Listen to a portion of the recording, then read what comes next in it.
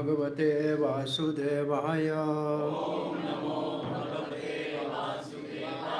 Om Namo Bhagavate Vasudevaya. Om Namo Bhagavate Vasudevaya. Krishnaya Vasudevaya. Devaki Nandanaya cha.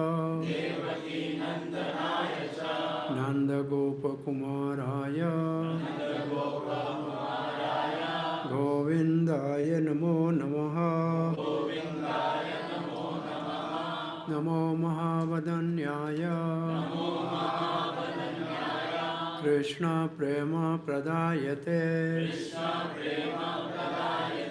Krishnaya Krishna Chaitanya. Namani Gaura Tvishe Namaha. Jai Sri Krishna Chaitanya. Prabhu Nityananda. Sri Advaita Gadadhara. Shivasadi Gaura Bhakta Vrinda. Hare Krishna Krishna Krishna Hare Hare Hare Rama Rama Rama Hare Hare. Hare Krishna, dear devotees, we are continuing our study of Bhakti Shastri, Nectar of Instruction, verse number 5. In this verse, Srila Rupa Goswami is suggesting, since we have to have 6 exchanges with the devotees with love, now we have to select the devotees according to his status of sadhana and different criteria. And therefore the devotees are classified in 3 categories: beginner, neophyte devotee, then topmost devotee, Uttam Adhikari, and in between the two, Madhyam Adhikari. Criteria for dividing these 3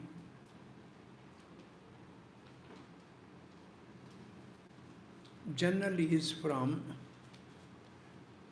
beginning from faith or prior to faith to the prem or love of God. And the second criteria for classifying the devotee is his faith in the scripture. Faith in the scripture. The faith is very strong, he is topmost. Faith is moderate, he is middle. Faith is very pliant, komal shraddha, then he is the beginner. So now, yesterday we discussed these 3 terminologies from different books: Nectar of Devotion, Nectar of Instruction, Srimad Bhagavatam, and Chaitanya Charitamrita at 2 places. So today we will start the purport by Srila Prabhupada on the verse number 5, Krishneti. So now we are starting paragraph number 1. So paragraph number 1. In order to intelligently apply, and the intelligence function is discrimination. The function of intelligence is discrimination. And we have to apply the 6-fold loving reciprocation, which means dadati pratigranati bhunjati akhyati prachati bhunjati bhongti chaiva. Mentioned in the previous verse, one must select proper person with careful discrimination, which means intelligence. Srila Rupa Goswami therefore advises that we should meet with Vaishnava in an appropriate way, according to their particular status. The status is Kanishta, Madhyam and Uttam. In this verse, he tells us how to deal with three types of devotees: the Kanishta Adhikari, Madhyam Adhikari and Uttam Adhikari.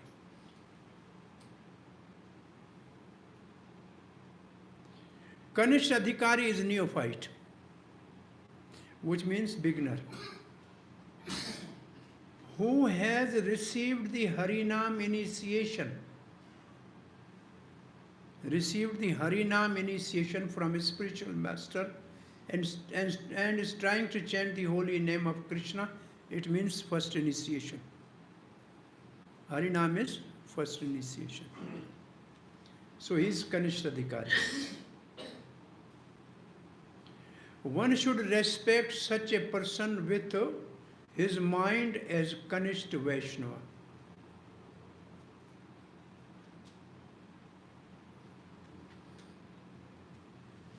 A Madhyam Adhikari has received spiritual initiation from the spiritual master and has been fully engaged by him, means his spiritual master, in the transcendental loving service of Lord, bhajantam isham.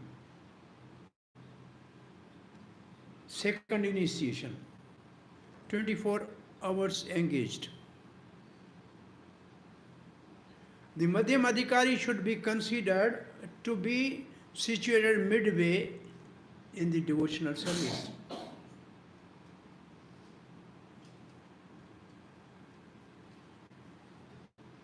Uttam Adhikari, or the highest devotee, is one who is very advanced in devotional service. And Uttam Adhikari is not interested in blaspheming others. This is the first qualification. Ninda adi shunyam. Ninda means criticism or blasphemy. Shunyam means zero. His heart is completely clean, Shuddha Hridaya, and has attained the realized state of unalloyed Krishna consciousness, bhajan gyaan. Bhajan gyaya. According to Rupa Goswami, the association and service of such Mahabhagavat or perfect Vaishnava is most desirable. It means the exchanges should be done with this devotee. He should be served and association desirable, most desirable. Now, this is paragraph 1, definition of the three. Now, paragraph 2 and 3, Kanishta Adhikari and Madhyam Adhikari based on Srimad Bhagavatam. Paragraph number 2. The first paragraph is general description. Now, second paragraph is according to Srimad Bhagavatam. One should not remain a Kanishta Adhikari who is situated on the lowest platform of devotional service and is interested only in worshipping the deity in the temple. So this is the definition of the Kanishta Adhikari. Such as a devotee is described in 11th canto of Srimad Bhagavatam. Archayam eva harye. Archayam means deity form. Harye means of the Supreme Lord. Pujam, and he worship. Yah shardhaye hati, with faith.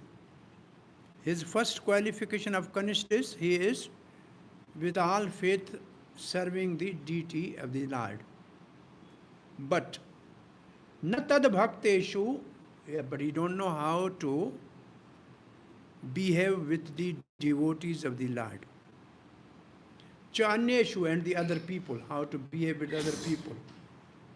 Sabhakta prakrita smrtaha, such a devotee should be called neophyte or beginner. A person who is very faithfully engaged in the worship of the deity in the temple, but who does not know how to behave towards devotees or people in general, is called Prakrit Bhakt or Kanisht Adhikari. A question may be arise. Usually deity worship is only by second initiation devotee. But still there are devotees, they only focus on deity worship, but they don't know how to behave with the devotees. In third canto of Srimad Bhagavatam, Kapil Dev says, somebody is simply worshipping the deity but don't see the Supreme Lord in the heart of a devotee. You don't see the Supreme Lord in the heart of a devotee. He is never going to please Supreme Lord. Even he can stop his puja and receive the devotee. So this is something they don't know. Now, one therefore has to rise himself from the position of Kanishta Adhikari to the position of Madhyam. This is Srila Prabhupada's suggestion to us. He advises that we should never remain Kanishta. We must advance at least to the Madhyam Adhikari. What are the qualifications of Madhyam Adhikari? Yesterday we twice discussed this. There are 2 lines as 4 subjects. Ishwar is number 1. Tadharnishu means devotee is number 2. Balisheshu means the innocent. And Dveshu means envious. So these are the 4 categories of the people. And how he should deal with them? With Ishwar, with Supreme Lord, Prem. He should have love for Supreme Lord. And his devotees, Maitri, friendship. With innocent, mercy. And with envious, indifference. If he knows these 4 things, then he is called Madhyam Adhikari. He knows how to deal with the devotees.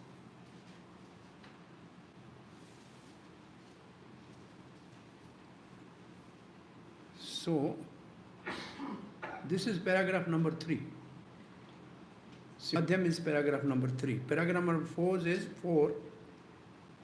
This is the way to cultivate devotional service properly at the level of Madhyam. Therefore, in this verse, Srila Rupa Goswami has advised us how to treat various devotees. So, who can deal with the different devotees? Madhyam Adhikari. We can see from the practical experience, Prabhupada is now saying in our Krishna consciousness around us, that there are different type of Vaishnavas. Different type of Vaishnavas. In third canto of Srimad Bhagavatam, according to the influence of the 3 modes of material nature, the Vaishnavas are classified as those in mode of passion, ignorance and goodness. And then mixing of the 3 modes, there may be different varieties of the Vaishnavas. Therefore, here Srila Prabhupada writes, Prakritik Sahajya is one of the Vaishnava. Prakritik means beginner. And Sahajya means taking things very easily. Taking things granted as he likes. Prakritik Sahajya. What is his qualification? He chants Hare Krishna Mahamantra. But he is attached to the woman, wealth and intoxication. So generally, from third canto of Bhagavatam, this Vaishnava is under mode of ignorance. He is chanting, but he is attached to the intoxication, which is mode of ignorance.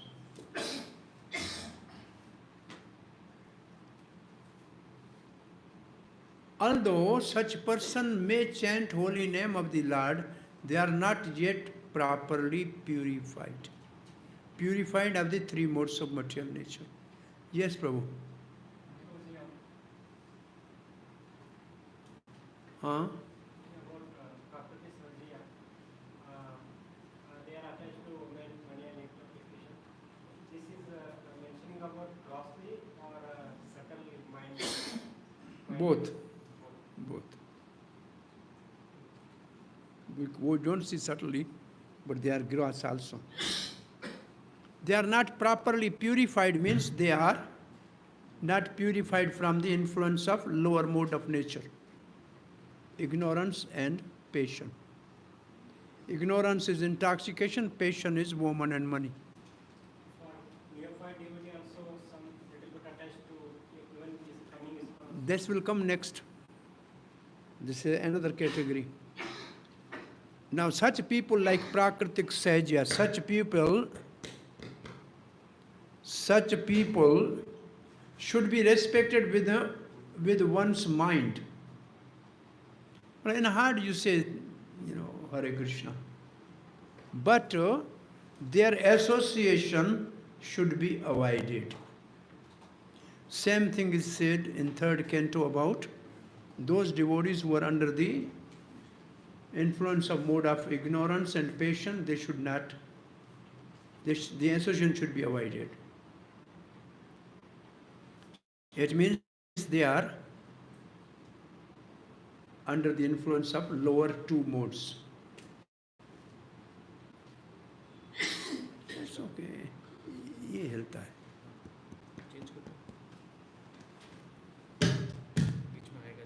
Hare Krishna.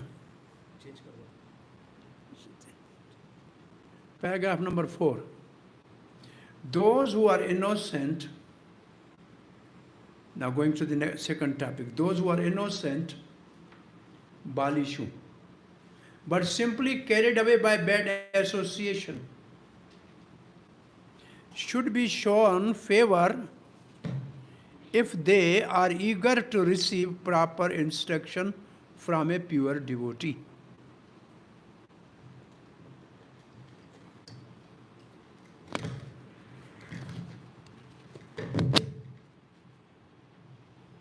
Hare Krishna. But those neophyte devotees, now this is the second category. One is Prakrit Sahajya, second is innocent, okay? Now third.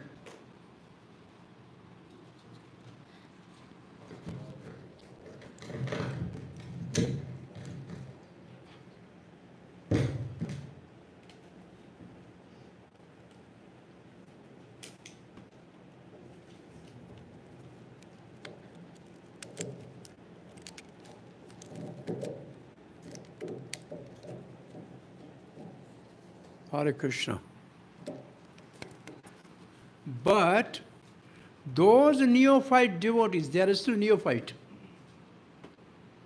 who are actually initiated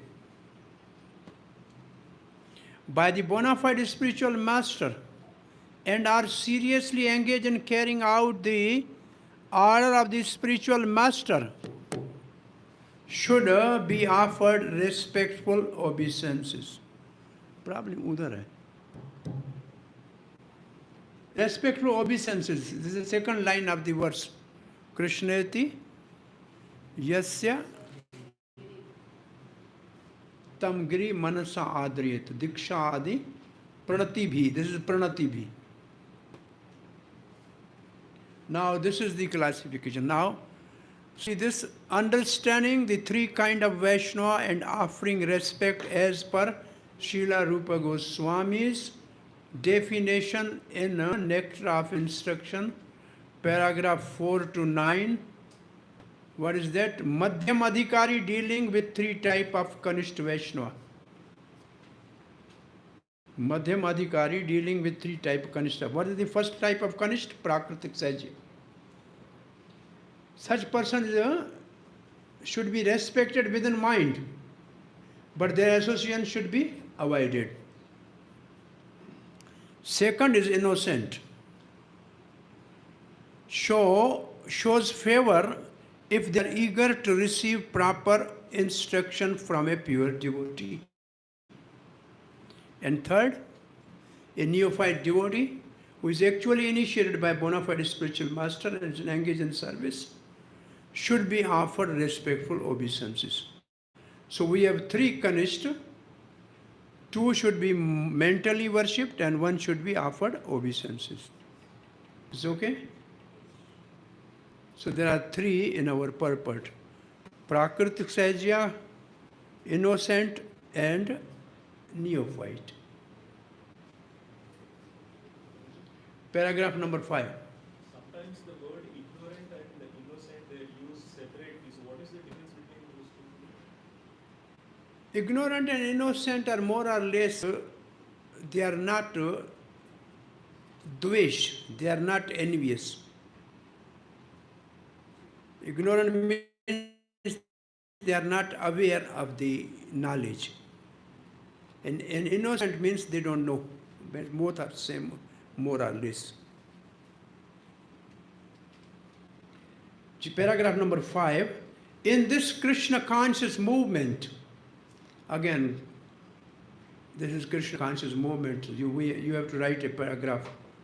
So already we have 2, 3 in verse number 4. In this Krishna conscious movement, a chance is given to everyone without discrimination of caste, creed and color. What chance is given? Everyone is invited to join this movement. Sit with us, take prasad and hear about Krishna. There is no discrimination in this. When we see, now Srila Prabhupada saying, when we see, Prabhupada said, when we see means Prabhupada said, I see. That someone is actually interested in Krishna consciousness and wants to be initiated, we accept him as a disciple for the chanting of the holy name of the Lord. So ISKCON is giving facility to all, but those who are actually interested, they should be trained for taking initiation. When the neophyte devotee is actually initiated, again, actually initiated. So initiated and actually initiated, there is a difference. Initiated, there are many initiated, but they are not practicing. Actually initiated means who is in direct touch with the spiritual master or through some spiritual authority. He is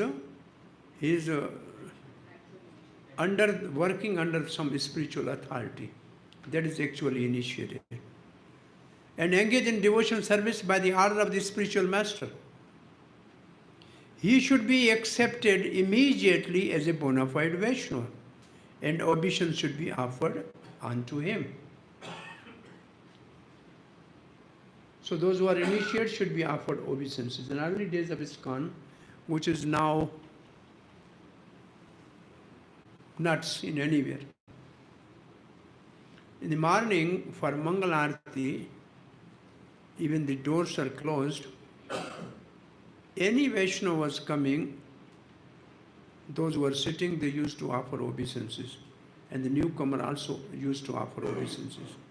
So every devotee used to offer obeisances to each other before Mangal Arati. This was the practice 30 years back, 40 years back in ISKCON, but now it's not.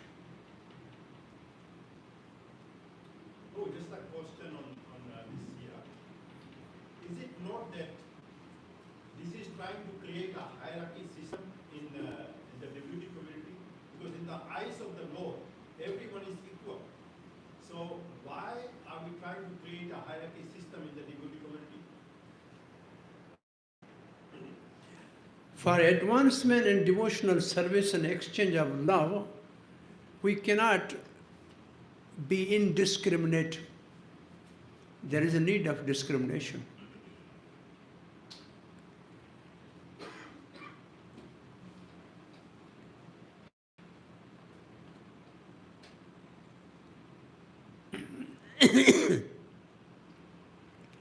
through all the books, there are different levels of the devotees.